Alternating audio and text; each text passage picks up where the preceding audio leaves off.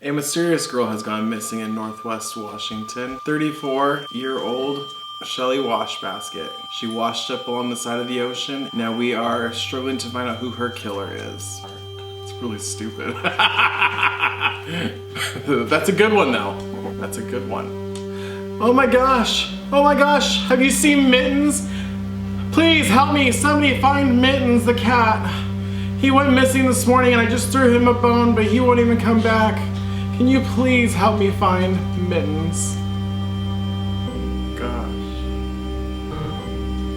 I sure hope he comes back. Hi everyone, this is Candace St. James. Thanks for coming back to my channel. This is a very different episode of Candace's Corner, I guess is what you would call it. And I'm really excited to come back. We just finished all the makeup tutorials that we did, and so now we're gonna go ahead and kind of shift into something a little bit different. I'm gonna go ahead and give you some more educative videos towards the whole drag scene and what that's really all about. If you are excited about it, let's go ahead and get started. And I am super excited to announce that this is a video on how to become a queen. I've heard a lot of you have actually wanted to be them, and people have always asked me exactly what a queen needs to be like and who can be a queen and who can't be a queen. And there's a lot of controversy towards that. And so before we get started, please like, comment, and subscribe, and leave me a message. You can tell me how terrible of an actress I am. I don't mind. It's my own little thing that I do, and I'm just quirky and uncampy, and I like to tell jokes. And so please like, comment, and subscribe, and just tell me hi. I love hearing about it. Please share this stuff, guys, because I really do enjoy always seeing new faces, seeing new people, and I'm glad to see you guys again too. Thank you guys for not leaving me behind. Let's get fabulous! So I've heard most of you guys want to actually become a queen, and I want to know from you guys what you guys want to do. Why do you want to do this? It strikes up the question when it comes to being a drag queen is, you know, when you start thinking about your character, it's, you know, you got to think about why you want to become a queen in general. Do you want fame? Do you want just people to notice you? Do you want to feel better about yourself? Do you want to go ahead and do all these things at once? Do you want to go ahead and perform? Do you want to go ahead and do whatever you want to do? Do you want to get some kind of sexual enticement out of this? You know, people do these things and they try out drag for a reason. And so one of the biggest things that I want to know is why do you want to start drag? That's what you got to start thinking. We're kind of getting towards the area of character development. And so if you want to do drag because you want to go ahead and you have a passion for the art of drag and you want to go ahead and try it out for the first time, that's great. Let's go ahead and do that. Let's go ahead and perfect that little area. If you want to go ahead and do drag to try to come out, like most people do, that's actually the best way to come out is because nobody will judge you, you know, because everyone is on Halloween, everybody is unjudged, you know. So when we go ahead and we start thinking about character development and drag, you got to think about why you want to do it and what kind of thing are you trying to portray to people.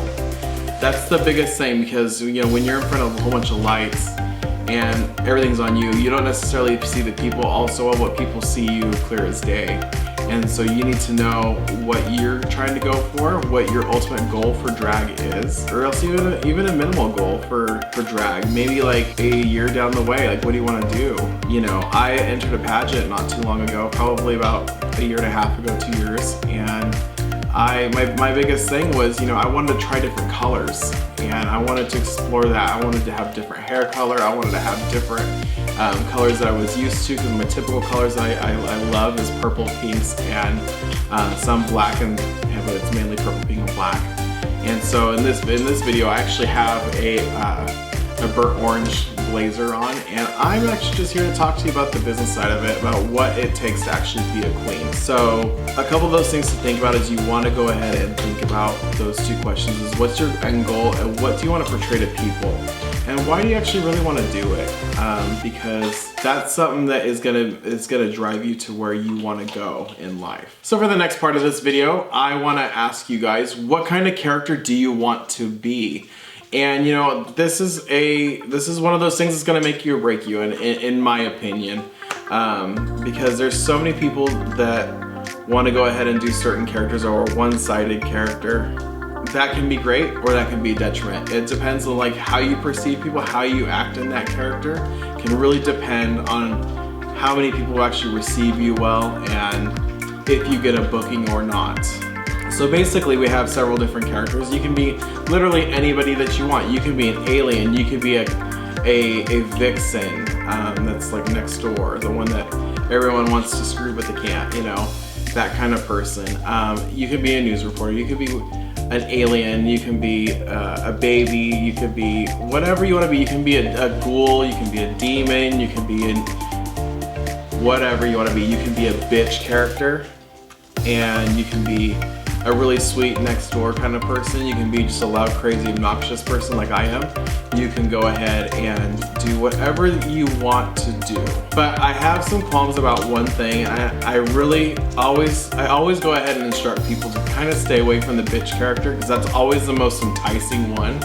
But the thing is in my opinion, you're not received well overall. You can go ahead and you can be a bitchy character, a cunty character, but at the same time, it's like you get further in life when you are sweet, when you are more approachable, more funny, more approachable. You are way more approachable than any other person would be instead of dealing with this bitch character person, because you have this really cunty persona typically when you're doing that, and you kind of have to stay in character all day, and people will misread you. It's very common that when you start drag and you're playing these characters that it's very common that people actually think that that's who you actually are, and it's not. So what I recommend is you would go ahead and say you would make a character that's very similar to you, or that you would really go and it's very easy to excel in. It's very easy in nature to do it, because when you are in drag, you feel different. There's a total difference when it comes to drag. All these characters have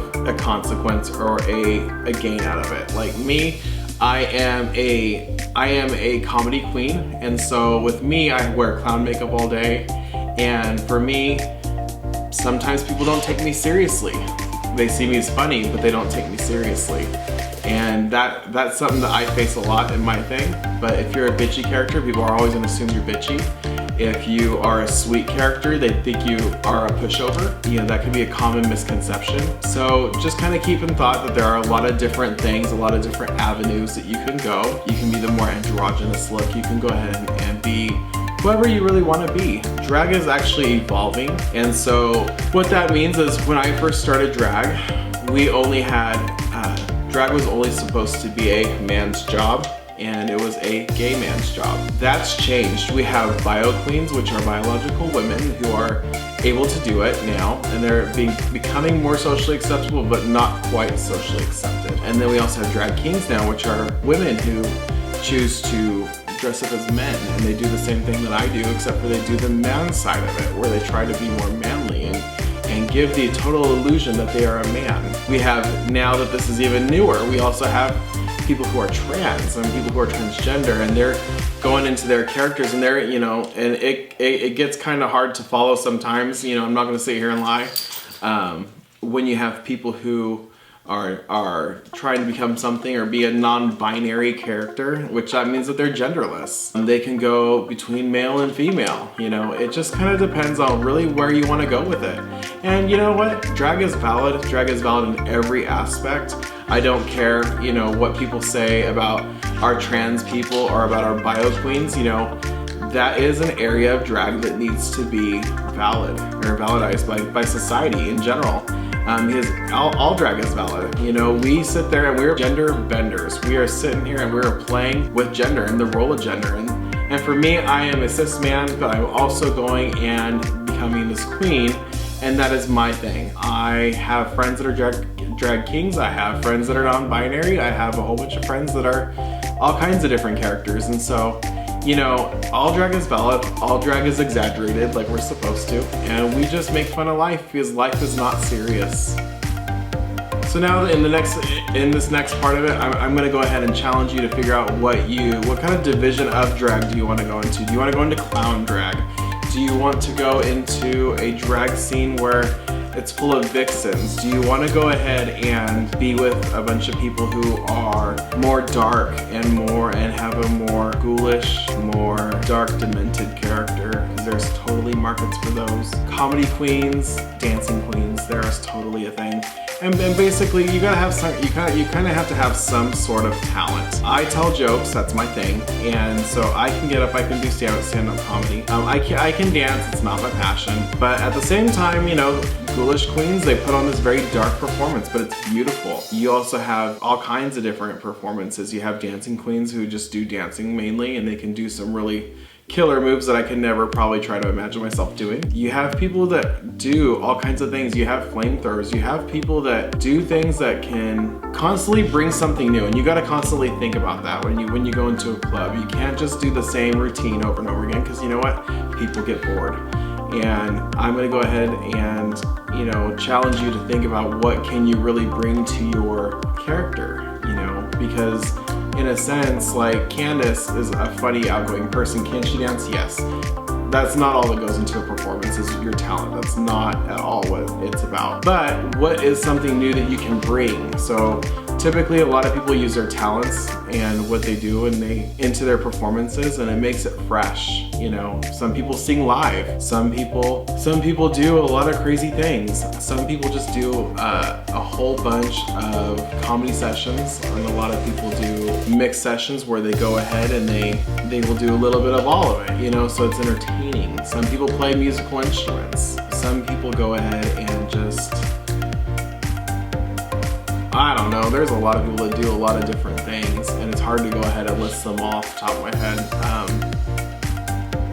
But you know, you gotta figure out what you are thinking about and what you want to think about as far as like the division, because, and this actually takes a long time to figure it out, because when I first started, I was told that I was gonna be a dancing queen and nothing less and nothing more. Of course, I don't have the body to be a dancing queen. Of course I can, because I'm scared of some of these big bitches out here, because they are fierce. And I'm not gonna sit here and lie. I will never stand up to a really thick person in drag, because, you know, they can really move, and they really want it, and they will really work hard for it. And so I have a lot of respect for bigger and thicker queens, only because they really put the effort into making themselves look good and look fresh, and they're willing to do what it takes to go ahead and overstep anybody. I have a high respect for them. So, you know, in regards to all this, you know, if you are a male, you know, or a cis male, then basically we have to contour your body. We contoured our face, and so now we have to contour our body. So basically we have to give the look,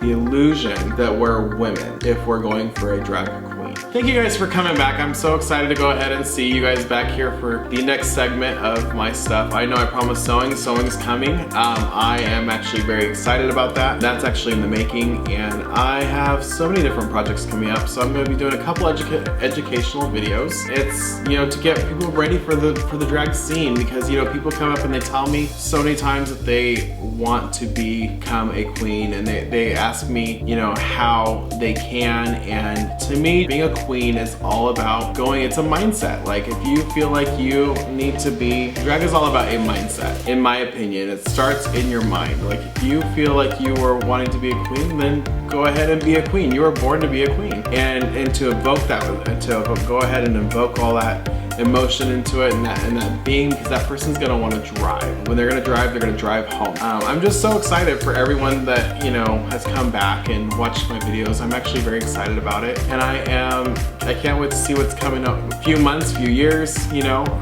We are gonna be getting started on quite a few different little projects here coming up pretty soon. I am gonna be finishing up these couple educational videos. We're gonna be showing you how to do all these things, everything. I'm gonna show you how to make hip pads. I'm gonna show you how to which breasts work for you. I'm gonna show you all this stuff, and I'm gonna try to stay more cost effective for those who it's not in their budget, you know, to buy a whole bunch of stuff, because it does get expensive. I understand that, you know, and I'm just actually super excited to see what this time comes. Thank you guys for coming by, and thank you for stopping at Candace's Corner. Let's get fabulous.